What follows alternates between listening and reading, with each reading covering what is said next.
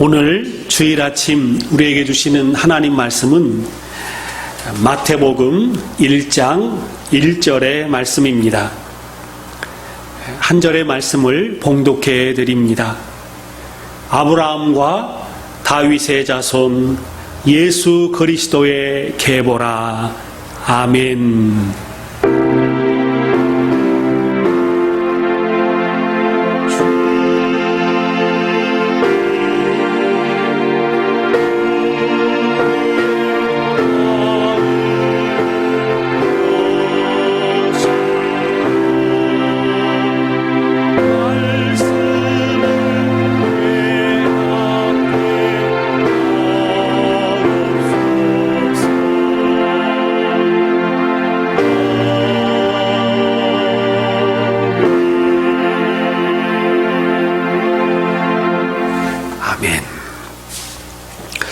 우리 기독교 신앙에 중요한 점이 있습니다. 어떤 일을 열심히 하느냐보다도 더 중요한 것이 있습니다. 우리 기독교 신앙은 하나님을 얼마나 알고 있는가에 달려 있습니다. 우리 성도로서 하나님을 얼마나 아는가? 우리는 모두가 다 열심히 집을 짓습니다. 근데 집이 문제가 아니라 어디에 집을 짓느냐가 중요한 관건입니다. 반석 위에 짓느냐, 모래 위에 짓느냐. 우리 기독교 신앙은 하나님을 아는 지식 위에 나의 신앙을 세워가야 하는 것입니다.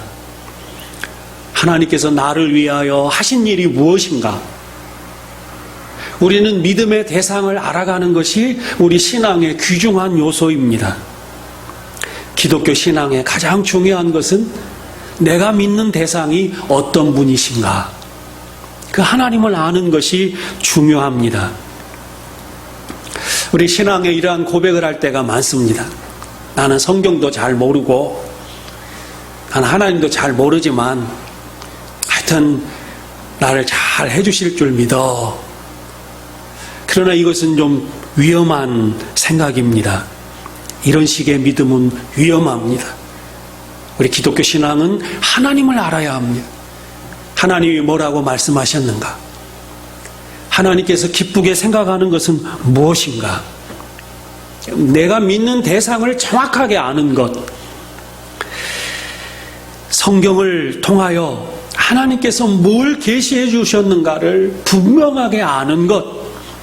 성경 위에, 하나님의 말씀 위에 우리 신앙을 세워가야 합니다. 그렇지 않으면 금방 무너져버리고 마는 것입니다. 다른 종교는 그들이 믿는 대상이 어떤 신인지에 관심이 없습니다. 다른 종교는 내가 믿는 신이 힘이 세, 능력이 많아. 그래서 내가 믿는 신에게 잘 빌면 나를 위해서 좋은 것을 많이 해주실 거야. 그게 다 종교입니다. 우리 기독교는 힘써 여호와를 아는 것입니다. 하나님은 어떤 분이신가를 힘써 아는 것입니다. 성경에 하나님을 자세하게 소개하고 있습니다.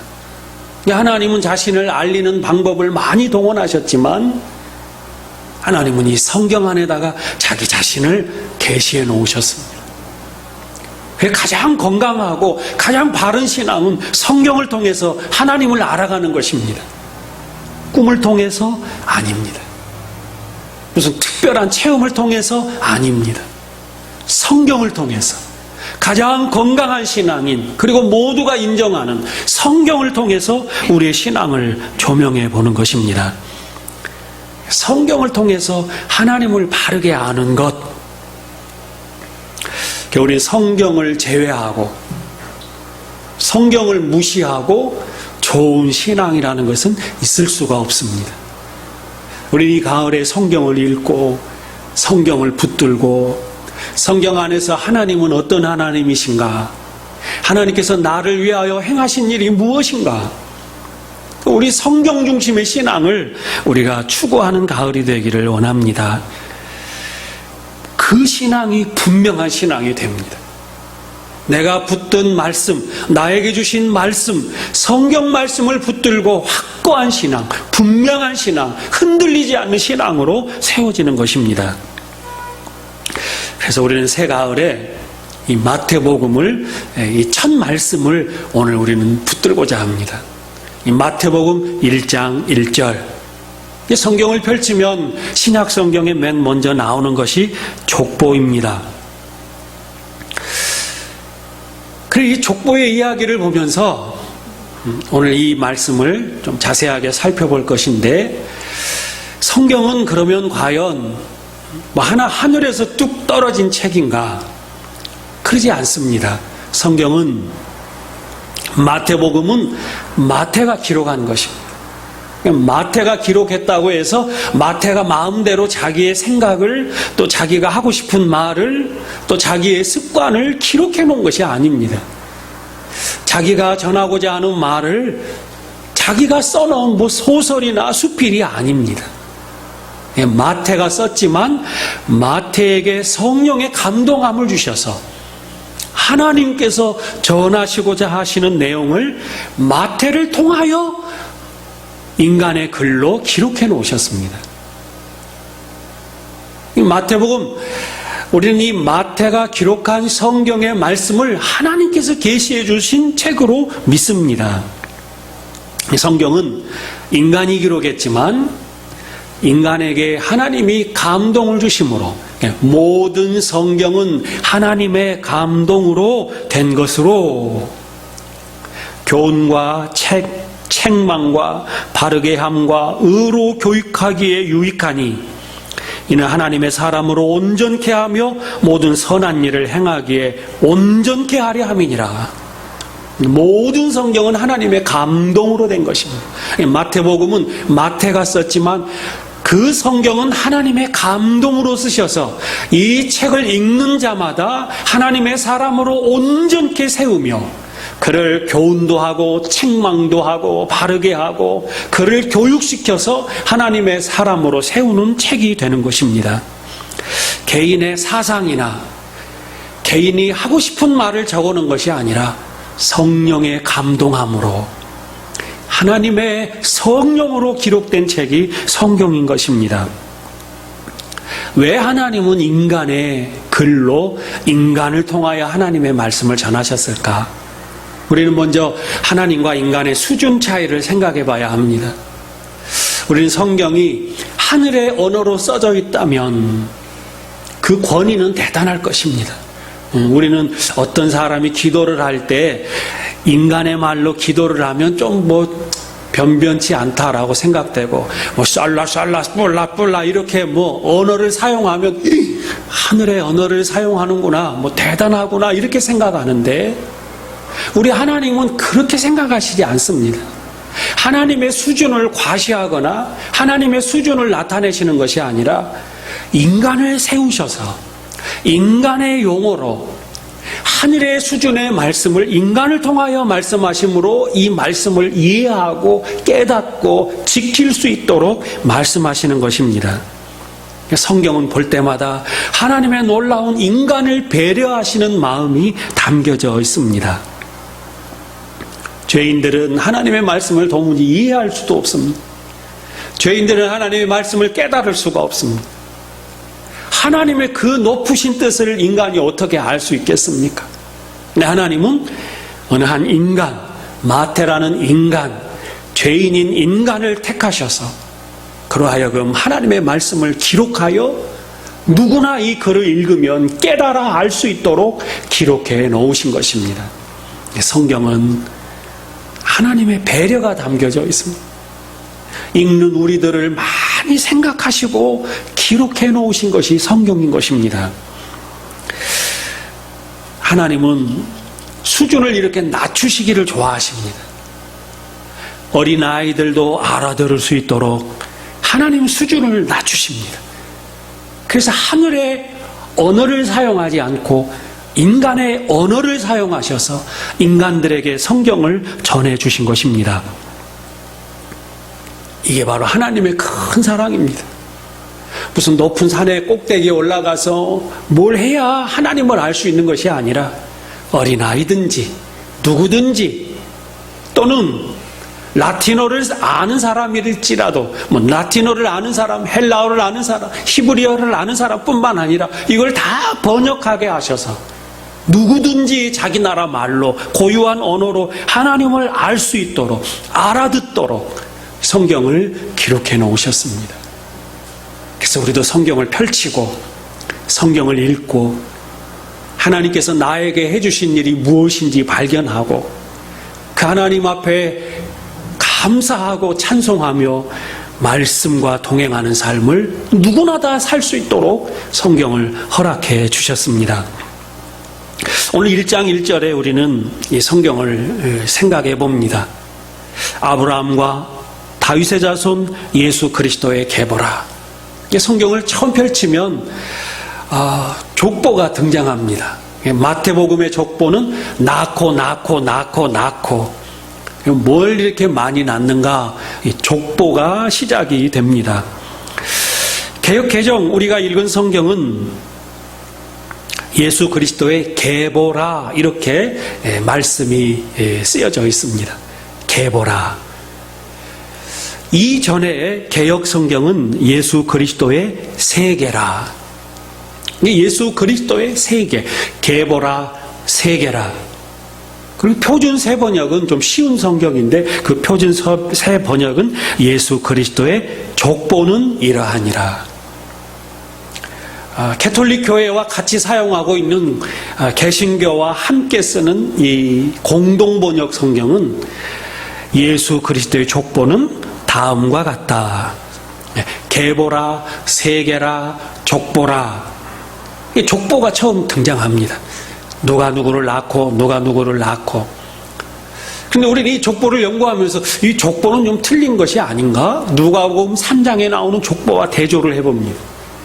또는 구약에 나오는 많은 족보들, 창세기에 나오는 족보, 여러 족보들과 비교하면서 이게 정말 족보인가?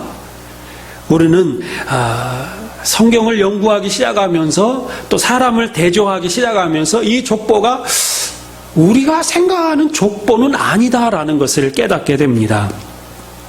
2절부터 16절 이렇게 쭉 나열된 사람의 이름들. 그런데 이 예수님 그리스도의 계보에 나오는 이 족보는 우리가 생각하는 그런 족보와는 조금 다른 독특성이 담겨져 있습니다. 족보 형식입니다. 어떠한 혈통적으로 계승되는 족보의 형식을 빌어서 족보가 족보처럼 기록되어 있는데 족보는 아니라는 것입니다. 우리가 생각하는 족보는 아니다. 왜냐하면 아브라함의 아들 가운데 이스마엘이 나옵니다. 이스마엘은 차자인데 이스마엘은 기록이 안 되어 있거든요. 이삭만 등장합니다. 그 혈통 안에, 가문 안에 있는 모든 식구들을 다 기록해 놓은 것은 아닙니다. 저도 저의 족보가 있는데 저의 이름, 형의 이름, 누나의 이름, 또 매형의 이름이 다 기록되어 있습니다. 손주들의 이름도 다 기록되어 있습니다. 누구 하나를 제외시키지 않습니다.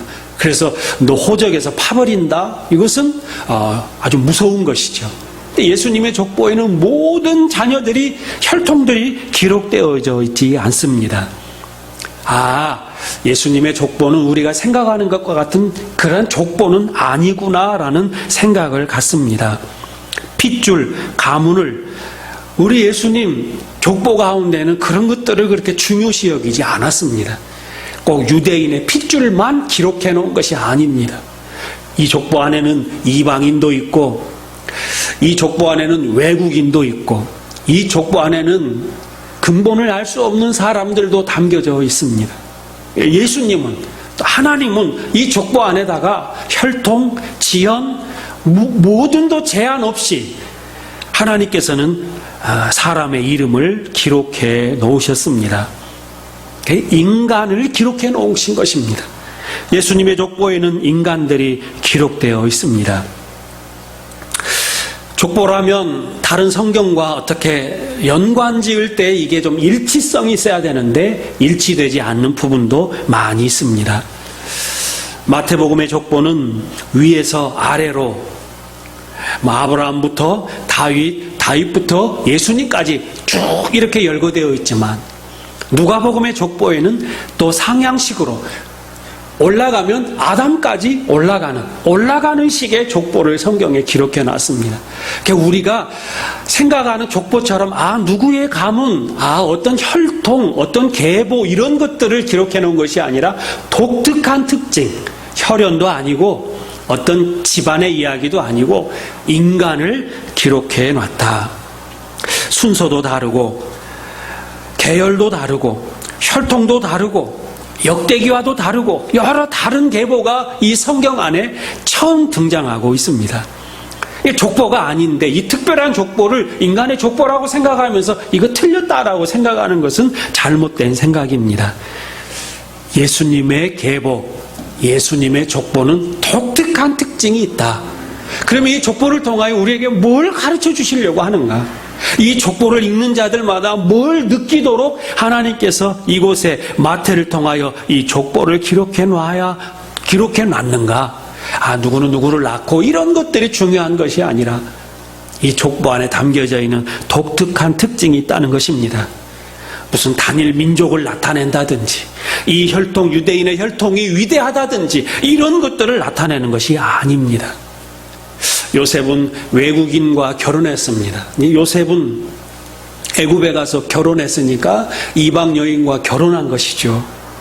모세의 아내도 미디안 사람, 그런 이드로의 딸과 결혼한 것입니다. 혈통을 추구한다든지 어떤 한 나라를 추구하는 것이 아닌 어떤 특징을 성경은 전하고자 하는 것입니다. 룻도 이방 여인입니다.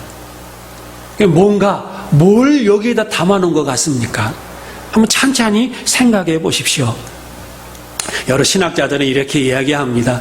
예수님을 이렇게 족보로 예수님 이야기가 시작하는 것은 예수님은 진짜 참된 인간의 몸으로, 예수님은 신으로 이 땅에 오신 것이 아니라 참된 인간의 몸으로 오신 것을 나타내기 위하여 족보로 이렇게 성경을 시작한다. 이런 신학적인 이론도 있습니다. 맞습니다. 이런 것들을 강조하고자 하는 것입니다. 그런데 오늘 이 족보에는 특징이 있습니다. 우리가 살펴볼 특징은 오늘 제목으로 잡은 것인데, 아브라함 하면 아브라함을 부르신 그 하나님, 인간을 부르시는 하나님. 이 족보를 읽을 때에 하나님은 인간을 부르시는구나. 영원히 우상을 섬기며 저 이방 땅에서 죽을 수밖에 없었던 아브라함을 우리 하나님은 불러내시는구나. 그 부르시는 하나님이 이 족보 안에 담겨져 있습니다. 이 하나님은 불러내시고 부르기만 하고 매방치하시는 것이 아니라 믿음의 사람으로, 하나님의 사람으로 아브라함을 세워가시고, 그리고 세워진 아브라함을 통하여 하나님은 일하시는, 인간을 통하여 일하시는, 부르시고 세우시고 사용하시는 그런 하나님의 마음이 이 족보 안에 담겨져 있습니다. 이 족보에 나온 사람들은 하나님이 부르셨다라는 것은, 하나님이 세우신다라는 것은, 하나님께서 사용하신다라는 것은 기름 부음 받은 자들이라라는 그런 구약의 용어를 사용합니다. 기름 부음 받은 자들. 구약의 사람들은 기름을 부었습니다. 너희가 금식할 때 기름을 발라라. 마치 화장품을 바르는 것과 같습니다. 기름 부음 받았다라는 것은 내가 단장됐다는 것입니다. 진흙, 죄 구덩이 속에 빠져서 더러워진 그 몸을 씻고 기름을 발랐다라는 것은 하나님께서 불러서 깨끗이 단장해서 어딘가로 이끌어가는, 화장하고 우리가 예쁘게 단장하고 나아가는 것과 같은, 그렇게 하나님 앞에 부름받아서 단장되고 기름 부음 받게 되고 하나님 앞에 세움 받게 되고 거룩한 하나님을 따라서 살아가는, 하나님 앞에 쓰임받는 인생의 그러한 이름들이 이 족보 안에 담겨져 있다는 것입니다. 하나님이 부른 사람들의 이름, 하나님께서 세우신 사람들의 이름, 하나님께서 특별히 사용하신 사람들의 이름. 그래서 그리스도 예수님을 그리스도라고 하고 우리들을 그리스도인이라고 합니다. 나도 하나님이 부르셨지. 나도 기름 부음 받았지. 나도 하나님께서 세워가시고 하나님께서 나를 사용하시지. 이 족보 안에 이러한 믿음을 우리에게 심어주고자 하시는 것입니다. 그래, 나도 하나님이 불러서 이 자리에 앉아있지. 그래, 하나님이 지금 나를 더 담대하게 세워가시지. 그래, 하나님 나를 사용하셔서 하나님의 놀랍고 위대한 일을 하시려고 하시지. 이런 것들. 나도 기름 부음 받았다.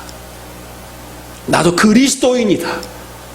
예수님께서 나의 그리스도, 메시아, 구원자가 되신 것처럼 나도 영혼을 구원하는 그리스도인으로 하나님 앞에 특별히 부름받은 사람으로 나도 살도록 이 족보를 읽을 때 그런 깨달음을 우리에게 허락해 주시는 것입니다. 먼저 우리가 알 수 있는 예수님의 족보의 독특성은 하나님께 부름받은 사람들의 이름이다라는 것입니다. 그 계보가 나와 있는 것입니다. 그리고 그 계보가 예수 그리스도에게까지 이어져 있는 것입니다. 인간을 부르시는 하나님,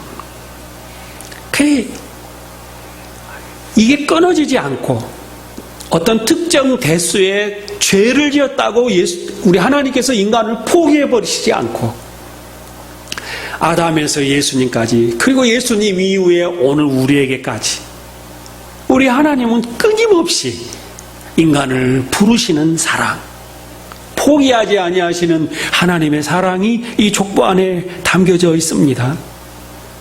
계속 부르십니다. 내가 좀 방황한다고 너는 이제 오지 마 그러는 것이 아니라 우리 하나님은 끝까지 계속 올 때까지 우리 하나님은 부르신다는 것입니다.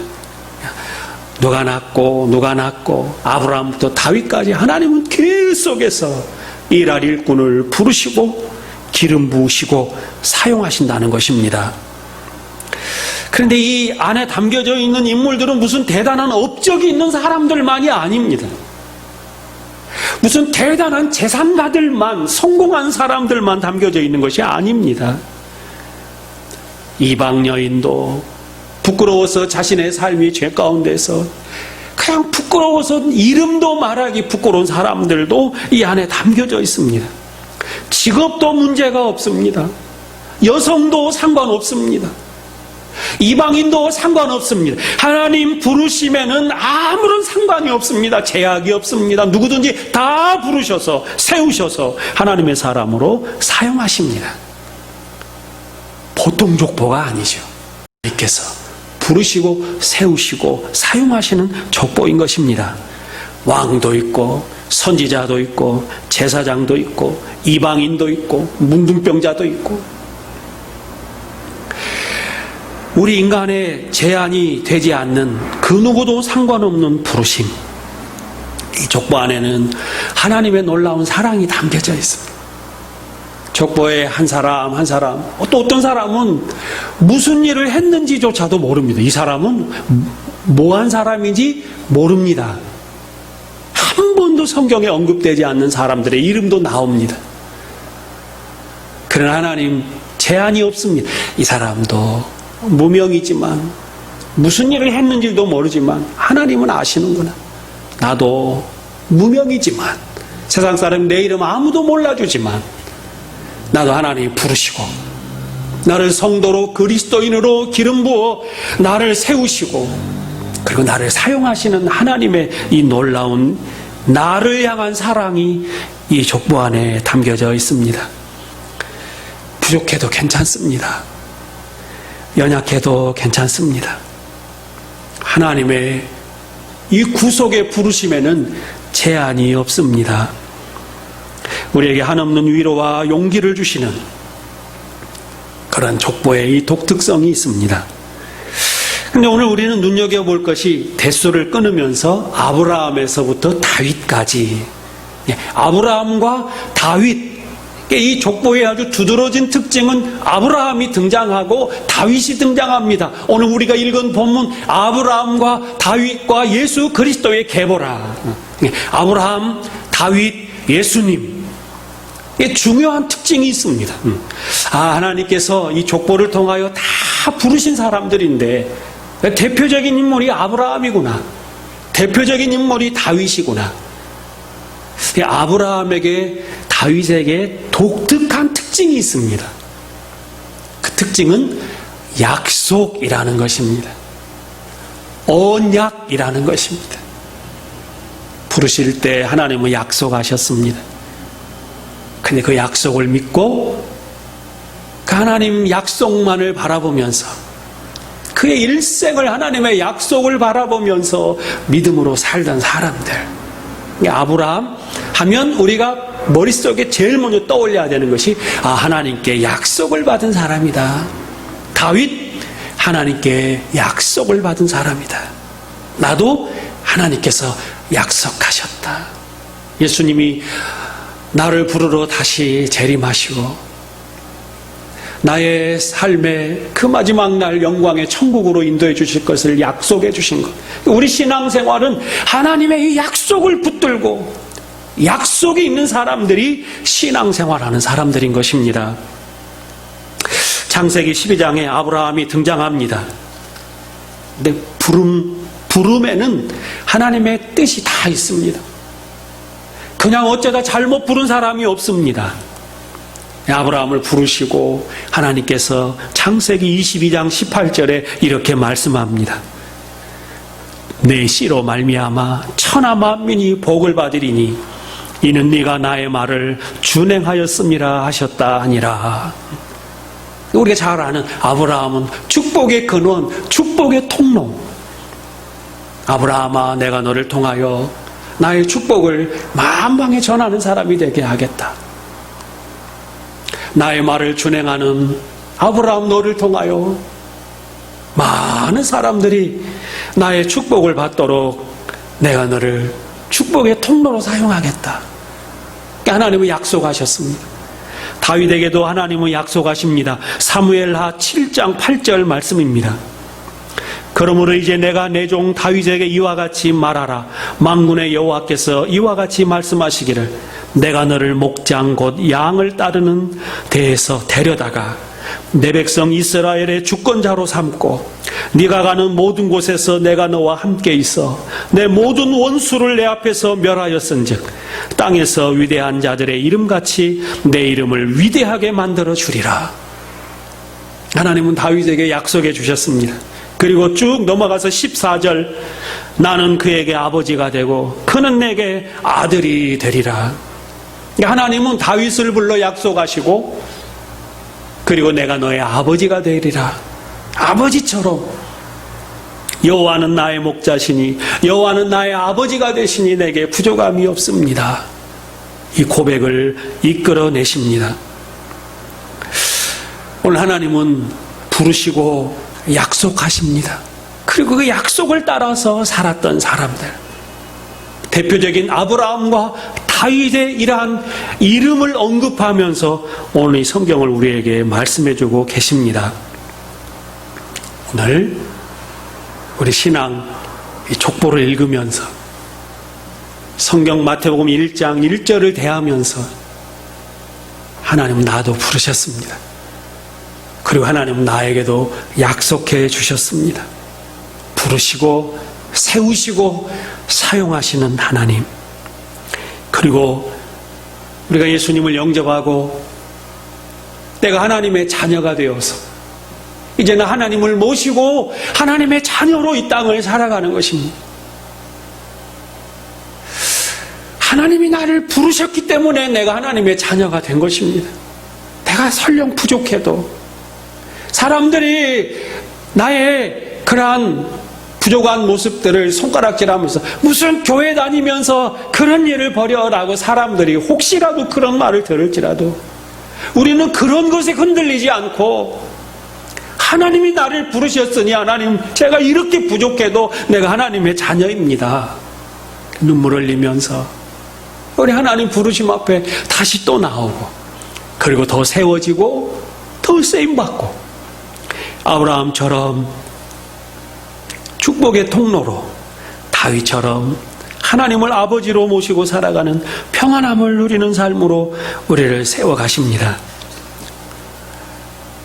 오늘 가을을 우리가 출발하면서 성경을 다시 펼치고 성경의 말씀 속에 푹 잠겨서 우리 하나님을 알고 하나님이 날마다 계시해 주신 그 하나님의 말씀 위에 그 부르심 위에 우리 기쁨으로 찬송하며 하루하루 승리하는 우리의 삶이 되기를 간절히 바랍니다. 기도하겠습니다. 인간을 위해 오신 예수님, 부족하고 더러운 죄인을 위하여 십자가에 달리신 예수님, 우리를 위하여 어떤 일을 행하셨는지 성경을 통하여 발견할 때마다 놀랍고 찬송이 나옵니다. 우리를 성도 만드시고 사망 권세를 깨뜨리시며 부활하신 모습을 보여주시며 영원한 천국을 바라보게 하신 예수님, 날마다 내가 하나님 바라볼 때만 나를 찾아오시는 것이 아니라 등지고 있을 때도 나를 찾아오시고 죄 짓고 있는 자리까지 나를 찾아오셔서 나를 부르시고 세우시고 사용하시고자 하시는 하나님, 나를 귀하게 여기시며 나를 돌보시는 하나님, 우리 성경을 통하여 이 하나님의 극진한 사랑을 만나며 우리 마음이 뜨거워지는 신앙들 다 되게 하여 주시며 하나님과 아름다운 사랑을 나누는 우리 신앙 다 되게 하여 주시옵소서. 이 가을에 성경 말씀 위에 우리의 신앙이 세워지기를 간절히 바라오며 예수님의 이름으로 기도드리옵나이다. 아멘.